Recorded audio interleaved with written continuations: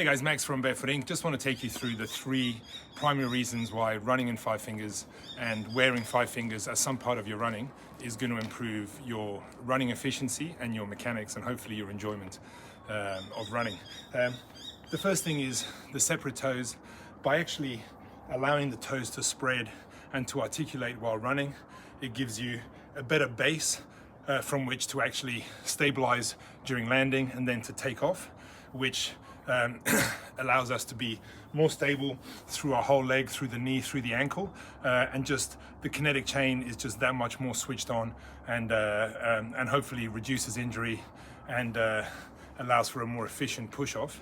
And the second thing is by actually being able to feel the ground. So proprioception, which is just our awareness of the ground and our awareness of how our body is interacting with the ground. Proprioception means that we're less likely to heel strike, which is clearly a terrible way to run because you're bypassing your ankle and your knee and you're making the straight leg, which is going to just send shock all the way through your spine, instead of landing on the midfoot, which now means that you've got this beautiful shock absorption and your ankle, your knee, your hammies, your hip is all working in concertina to not only disperse impact, but also to actually absorb and store energy like a spring, able to then spring off for the next step. So proprioception means when you're running in minimal shoes, you're going to be running with a shorter stride and running with softer joints, because suddenly the shock absorption has to be internal because you don't have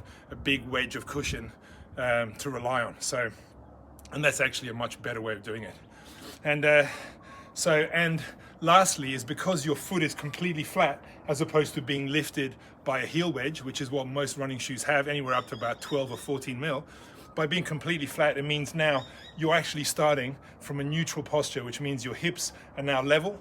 Anything that lifts your heel is going to tilt your hips forward, and that then forces your lower back to hyperextend to bring yourself back upright. Means if you're running in a wedged running shoe, you're already running with a tilted hip, which is going to change your muscle activation, and also with a preloaded lower back, which is why a lot of runners have sore lower backs. So by starting from this position, it means that hopefully we're as neutrally aligned as possible, which again is how our body's designed to move. So those are just 3 simple ways that we can try and become more efficient. Doesn't mean you have to run in minimal shoes all the time. It's a case of horses for courses. If you're running far, you might want a little more cushion, but doing some running in 5 fingers or in minimal shoes is going to definitely improve how we run.